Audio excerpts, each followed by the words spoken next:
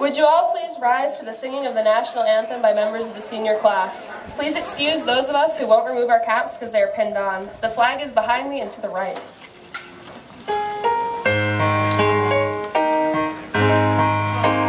Oh, say, can you see by the dawn's early light what so proudly we hailed at the twilight's last gleaming, whose broad stripes and bright stars through the perilous fight o'er the ramparts we watched were so gallantly streaming, and the rocket's red glare, the bombs bursting in air, gave proof through the night that our flag was still there. Oh, say does that star-spangled banner yet wave o'er the land of the free and the home of the brave?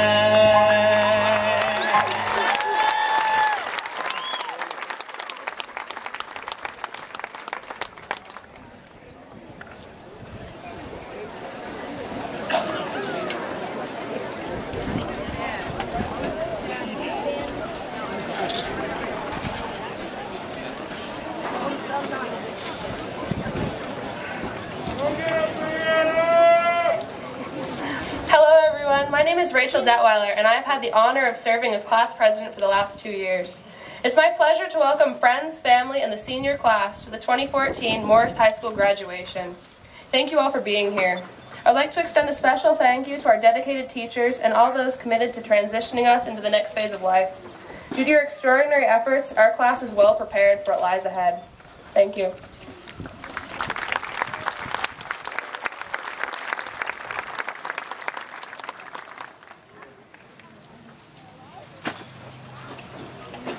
Hello, my name is Amy Franklin and I am the salutatorian of the class of 2014.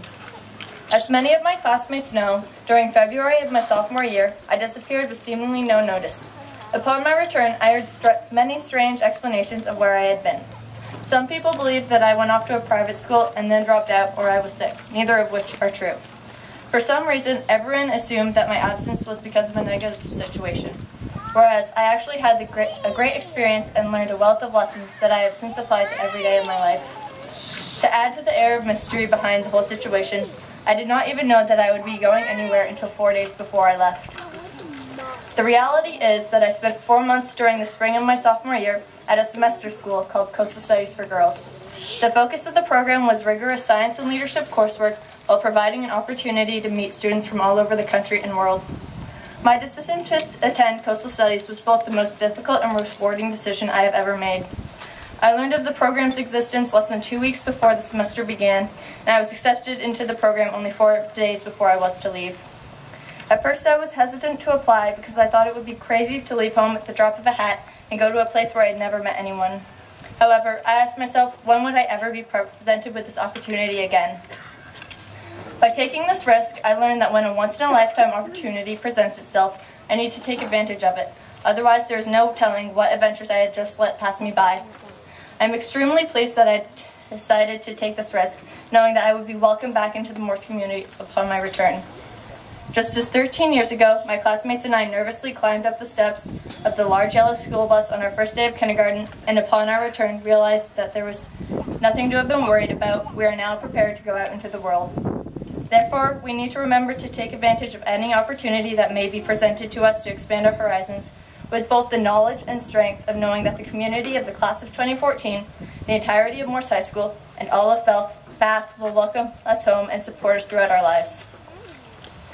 As a reward for the risk I took by attending Coastal Studies, I learned about the importance of challenging myself, the power of positivity, and many other discoveries. But after spending 4 years with most of my classmates, and closer to 12 years with my classmates that I met at Fisher Mitchell, I feel that I have one lesson that would be best for me to share today. Let me start out by asking the class of 2014 How long have you managed to go without sending a single text, tweet, or Snapchat? My record is 4 months, also known as 16 weeks or 112 days to those of my classmates who are especially attached to their phone. I managed what many of my classmates would consider an impossible task while I was at Coastal Studies. The purpose behind this restriction was to encourage me to live in the moment, which allowed me to fully appreciate the benefits of every experience I was exposed to. Without the distraction of what was happening miles away that I could neither change nor had any real impact on me, I could be truly present in my surroundings. It was much easier to learn about myself and clearly see what I wanted for my future when my mind was only asked to be in one place at a time. Upon returning to Morse, I was a bit shocked when in every single class I could look around and see at least a half dozen phones hidden from their teacher's view. I have to admit, for the last 2 years, I have once again fallen back into being a faithful subject faced with the many risks we are about to take by leaving a community we are comfortable in. I would like to wish my classmates the best of luck with their future endeavors, and I hope that you take advantage of the many opportunities that will come your way.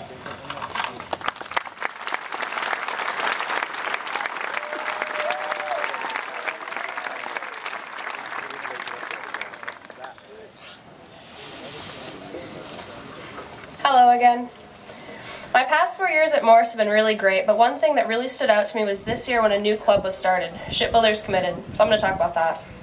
The purpose of the group is to teach leadership and good habits to student athletes on the field, in the classroom, and outside of school-sponsored activities. The group has brought the school together with higher attendance at games and increased school spirit. Now all sporting events are better attended, even well attended.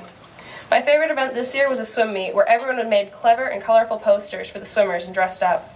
Mostly people wore blue and white and maybe painted their faces, but the basketball boys showed up wearing Speedos. This was a new level of spirit.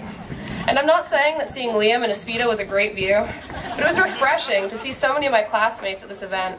Because the boys' basketball team got a lot of support this season, they went out of their way to help other sports teams too. This is an important part of the change in our culture to support one another. It is hugely positive that Mr. Bingham and Mr. Walker got Shipbuilders Committed started, and in doing so, brought about such an improvement in our school spirit. Before, there might be home events with no fans. Maybe this is because sports were not well enough advertised for, but the reasons for the lack of support don't matter. This is about a change you can feel. This is about supporting your friends and your classmates. The one thing I've really come away from Morse with is great pride in my school and community. The students, teachers, parents, and alumni are committed to the school and to each other. The students are given infinite opportunities to explore curiosities. We have many soon-to-be engineers in this group who are interested in inventing and designing and building. This class has been young people passionate about art and writing, passionate about helping kids and animals, passionate about sports. Students are this way because they are really encouraged to step up and get involved.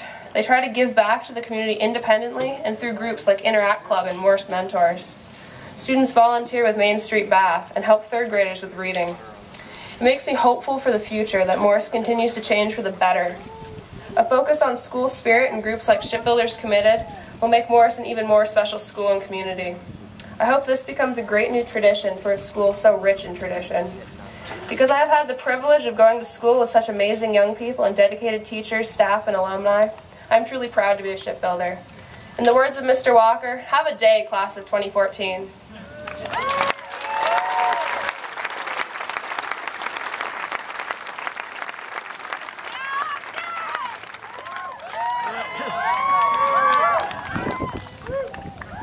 Good afternoon, everyone.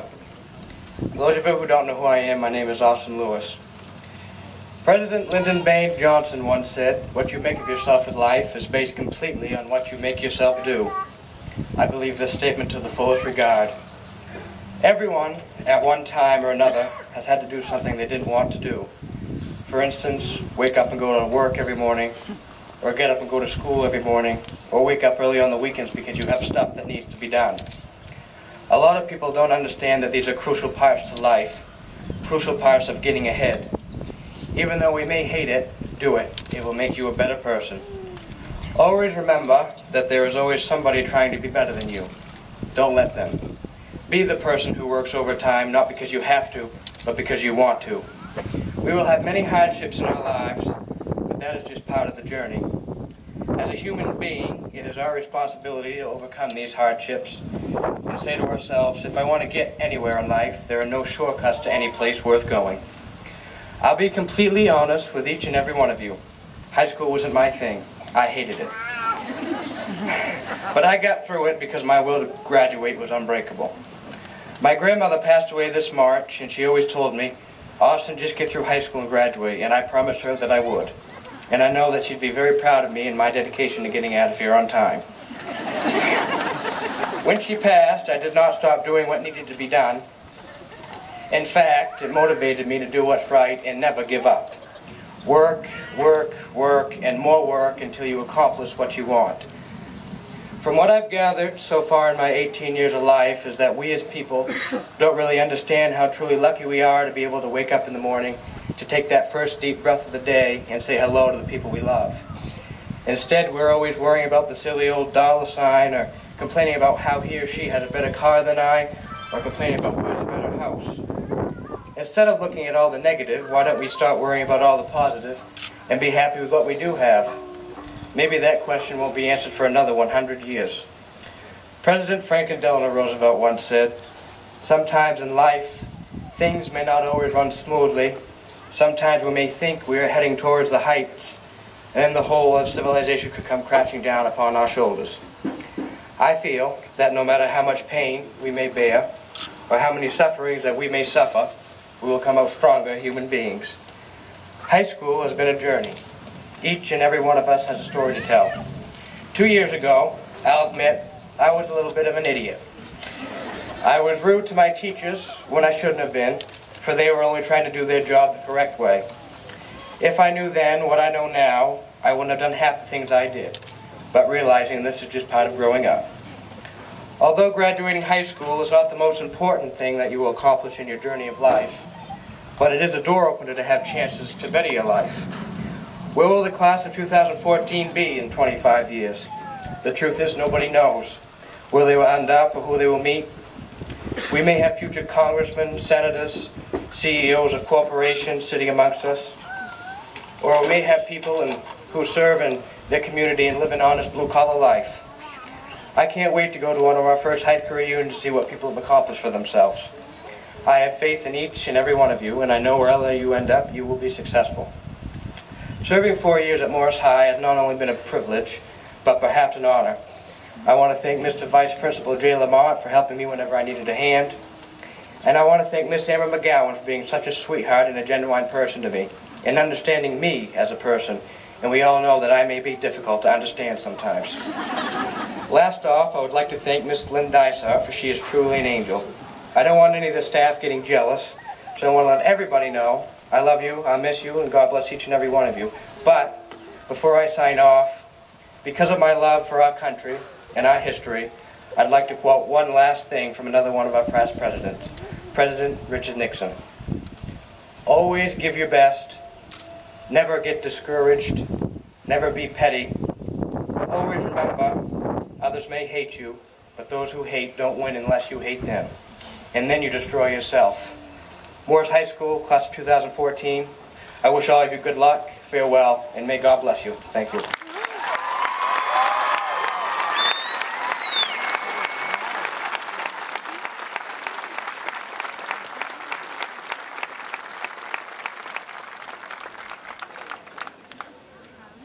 Good afternoon, everyone. I'd like to begin with a quote from someone very dear to me. Someone who has always been there for me if things have gotten rough, and someone who has always made the good times even better. Country icon, Taylor Swift. Quote, "No matter what happens in life, be good to people. Being good to people is a wonderful legacy to leave behind." End quote. Class of 2014, we are about to embark on a new adventure, a new phase in our lives. It will be a period of learning and of growth. For those of you planning on attending college, this may take the form of a more traditional classroom setting. For those of you planning on attending a vocational school or entering the workforce, this may take the form of practicing and perfecting skills. Either way, we are about to learn something very important: how to make money. And I have to say, I'm pretty excited. See, I love money. Money is great. Money gets you stuff, and who doesn't love stuff? Just look at this beautiful facility, this field. They cost money. A house, a car, I'd like to have both someday. And they too cost money. Even look at us soon-to-be graduates. Ask any one of our parents, we cost money. That's right, money can buy you your very own high school graduate. The acquisition of wealth can be a very noble thing, but therein lies the catch. It is not the most noble thing. As it turns out, contrary to the popular adage, he who dies with the most stuff does not in fact win. That is the message I wish to share today. There are more important things in life than money, and those things are not so much things as they are the people around us. So, while we develop our talents as productive members of capitalism, may we also develop our talents as productive members of society. While we spend time working and padding our wallets, may we also set aside a few minutes each day to serving others, to being a little kinder and making a little more of a difference. While we learn to interact in the world of business, may we learn to interact with everyone in a way that is more compassionate and more respectful. Because while money is important, it is the people around us that are the most important. Our families, our friends, our community, they are what matter. It is my hope that as we enter the world, we leave behind us a legacy of general goodness to everyone we meet. Because after all, Taylor Swift has told us, being good to people is a wonderful legacy to leave behind.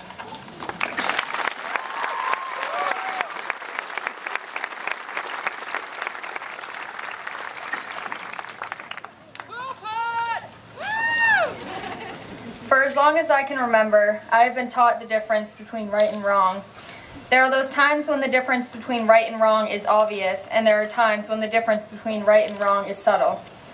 I have always prided myself on doing things right. In fact, I have been told that from the time I started speaking, I refused to say anything unless I could say it correctly.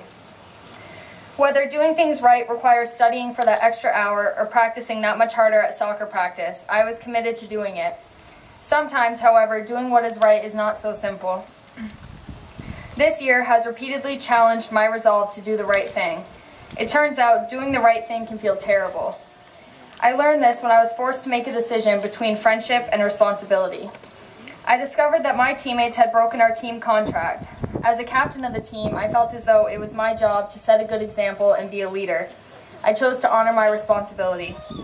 It wasn't easy to walk around at school the next day. I was called a snitch and a rat and was told that I needed to mind my own business. That day, I went home in tears. When I arrived at home, I looked into the face of the person that matters most and was assured that I had done the right thing. I walked into school the next day with my chin up, thankful for the reassurance I had received at home. Only months later, I was once again faced with a situation that required me to choose between doing what was right and what was easy.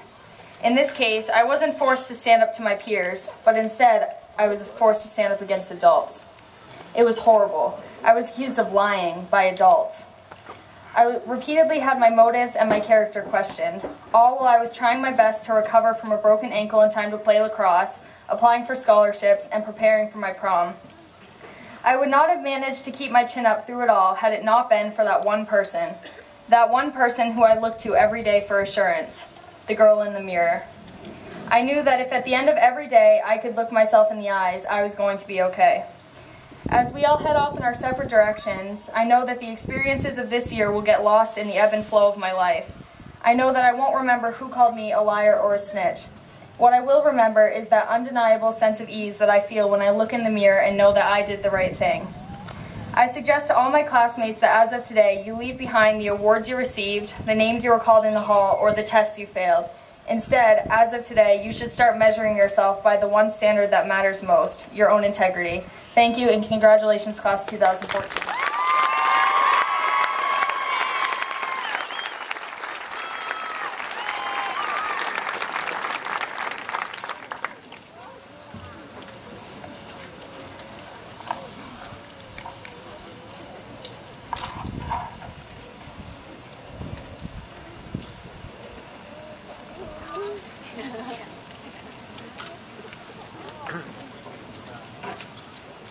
Classmates, teachers, family, friends, and strangers whom I would like to call my friends, good afternoon and congratulations to the class of 2014 of Morse High School. My 88-year-old grandfather traveled from California to be here today. Poppy, I dedicate my valedictory to you.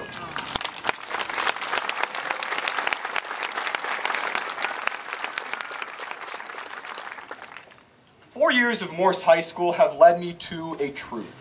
Not the only truth, but a truth worth remembering. And a few lessons have helped me to understand that truth. One lesson occurred in Montgomery Theater, when Thomas Putnam from The Crucible and Biff Loman from Death of a Salesman taught me that I don't always get to choose what roles I play, but I do get to choose how to play them. The part is worth playing well, because circumstances are not meant to define, but to be defined. And my classmates have defined circumstance too. When Nathaniel Barter explained Cuban history, when Matty Coyne painted beauty, when Christopher Paulus dunked a basketball, when Molly Turner took her date to prom, when Cody Lamoureux distributed smoke alarms, when we ignored our homework and bet on a snow day, when RSU1 wasn't on the cancellation list the next morning, oh well, circumstance defined us. But not all circumstances define us. Sometimes we can walk away. Faking it never guarantees making it. I ran cross country and I played basketball for a reason without genuine desire. If you're faking it, walk away. There's something better for waiting for you. I never faked it in debate. Debate taught me the value of indulging in a passion. By indulging in my passion, I improved myself. And in improving myself, I elevated my worth to humankind. And debate proved that great thoughts achieve little without clarity. How tragic it is to merely speak to each other, but not with each other. But thinking and speaking aren't always enough. Laughter makes learning better. Who says you have to be somber to learn? I laughed and learned a lot. 0. Music, or audible math that you can twerk to. Never mind, please don't twerk. Anyway, music taught me to be on time and in tune. When everyone plays in their own key, no one listens. But when we show up on time and do what we need to do, we might just form a symphony. Only then are we truly heard. And today, our class, our symphony, sits together one final time. We share the memories forever. And although we part ways, the responsibilities we shall inherit will bind and unite us too. Not just to each other, but to the truth. The first great responsibility is to partake, to have zeal for living and the richness and incredible possibility life holds. Our turn to discover and define the human experience has come. The second great responsibility is to persist, because a burden lightens if shouldered and grows heavier if ignored. We are stewards of all living things, and our generation is confronted with a planet in peril. But our shoulders are strong. Life is a gift, and the way we live it proves the sincerity of our gratitude. Today I am profoundly grateful. Each of us has people to whom we are deeply indebted, and I'd like to thank a few of those people in my life. Jesse, my rock. Ben, my great adversary, but greater ally. Valor, my little brother in all but blood. Liddy, my speech savior. Mr. Jordan, my mentor, but not in matching shirts with ties. Mrs. Trundy, my advocate. Poppy, my humorous teacher of wisdom. And Mom and Dad, I'm here today because of your unconditional love. That shy little boy who watched birds, conducted the Boston Pops, and gazed upon the world through knowing eyes rises from strong roots. This is your day too. I love you both so much. To all of my friends, teachers, and mentors who have stood in my corner, thank you so much, for you have illuminated my way to the truth. Class of 2014, our turn beckons us. Abraham Lincoln said, "Whatever you are, be a good one." Heed his words. Hold fast to a creed and don't just say it, live it. Fill the passing minute with your unrelenting best and forgive yourself when all you can give is your worst. No matter your circumstances, no matter your dreams, devote yourself to the pursuit of excellence. Beneath that cap, a mind stirs, ready to learn. Beneath that gown, a heart beats, ready to love. And so learn and love. Learn and love, for no circumstance can ever, ever stop you from doing that. And after all, more than a few circumstances have been changed for the better because of a learning mind and a loving heart. And that is the truth. Fair winds and following seas to us all. And by the way, as a final tribute to Morse High School, this speech was exactly 826 words.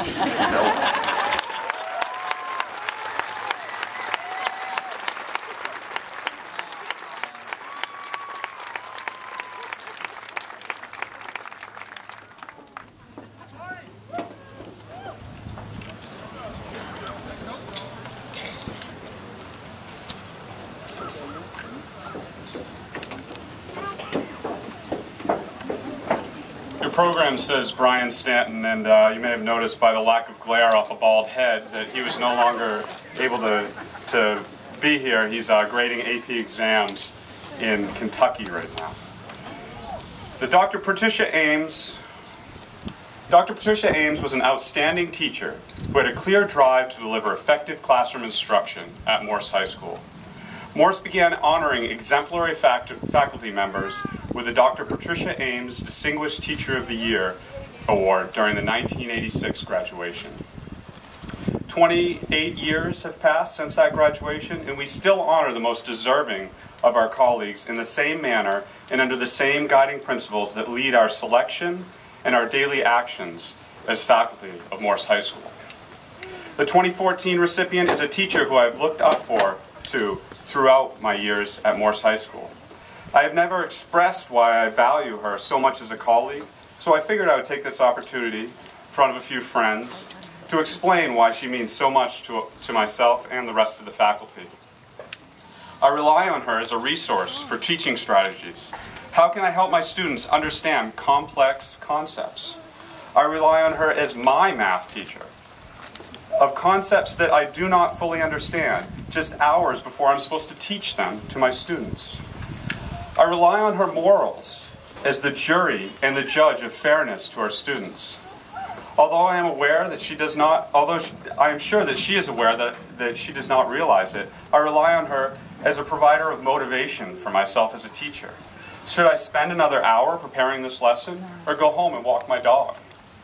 I ask myself if she would accept this as good enough for tomorrow. I look out the window, see her car in the faculty parking lot, and I know that this would not be good enough for her, and I continue my work.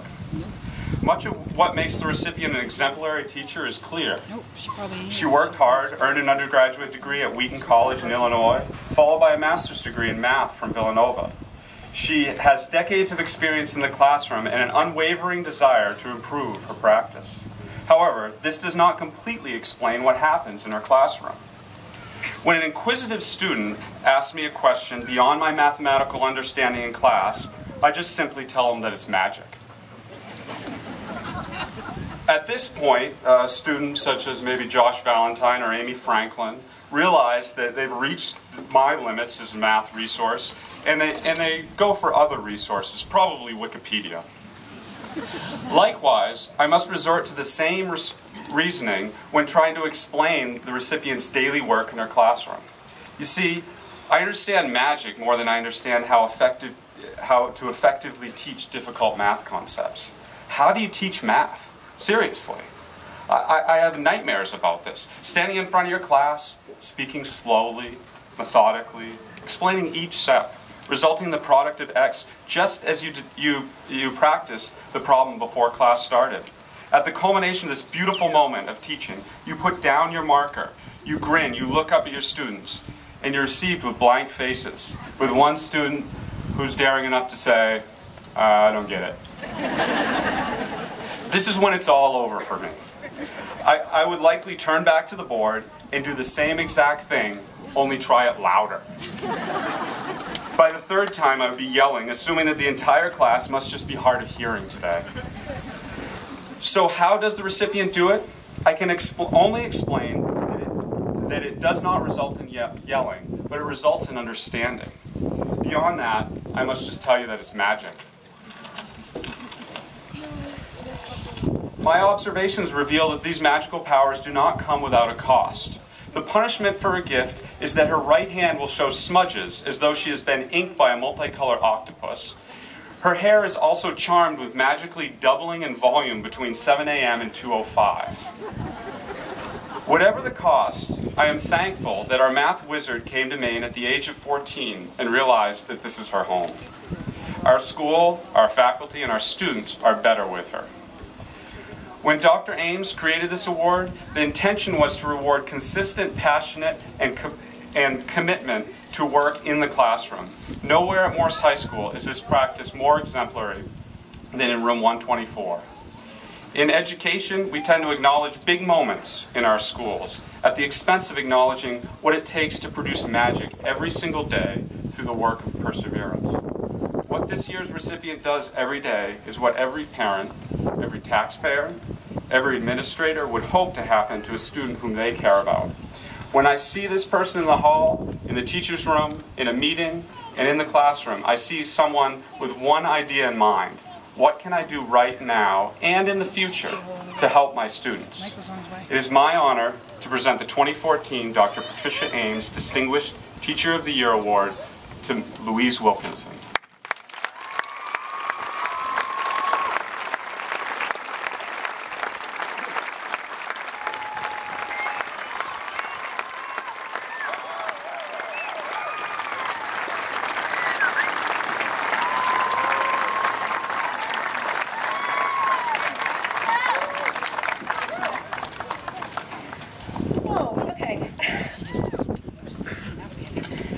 Thank you very much. To the administration, faculty, and staff at Morse, you're my colleagues and my friends, and we do this work together.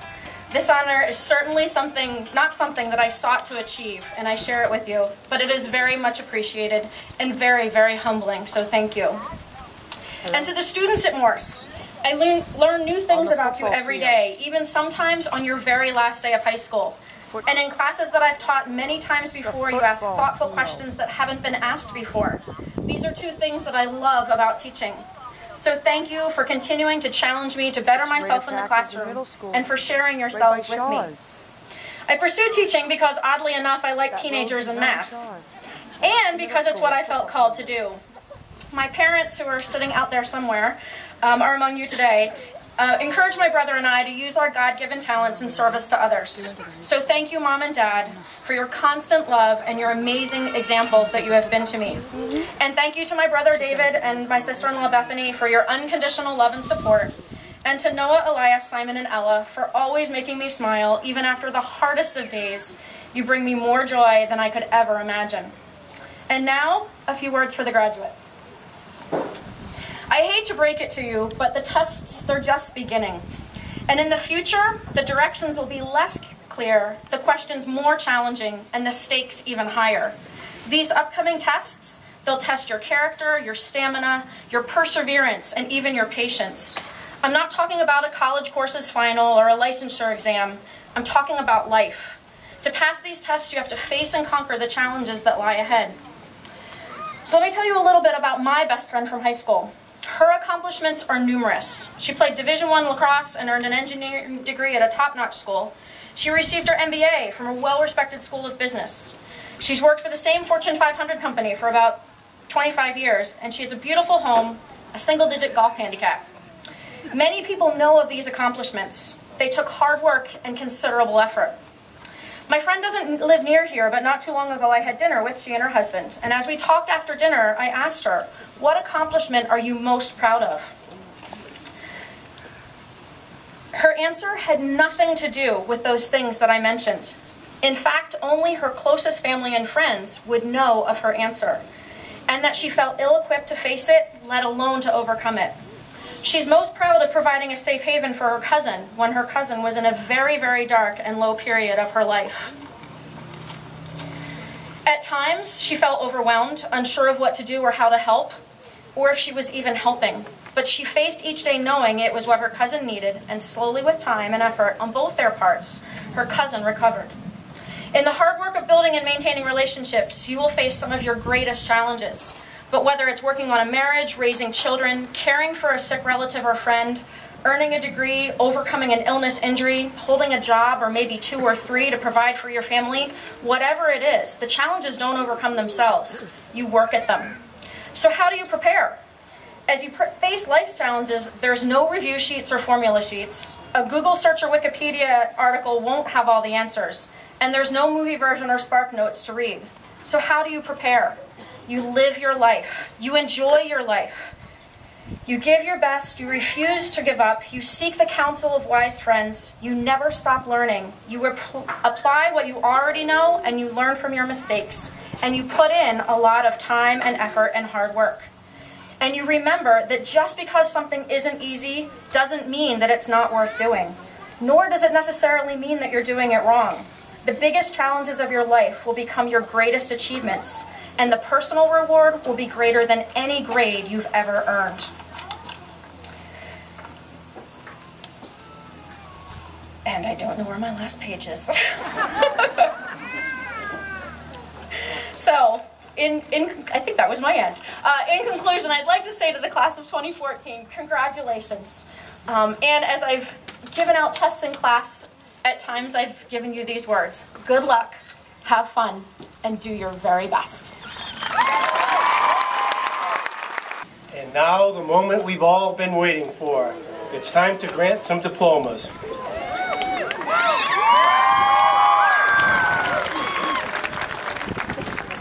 And I can attest that all of the graduates behind me have fulfilled all of the requirements as outlined by the state of Maine and the RSU-1 school board, and therefore they may receive their Morse High School diplomas. And also at this time I would like Superintendent of RSU-1, Dr. Patrick Manuel, and School Board Chair Tim Harkins to join me on the platform to award these diplomas. And I would like to remind the students behind me that we're going to move this podium, I believe, and there's a Kodak moment that happens, you know, like smiling for the picture. Take a minute, make that happen. Thank you. And congratulations. And now the most recent graduate of Morse High School, Taylor Michelle Johnson.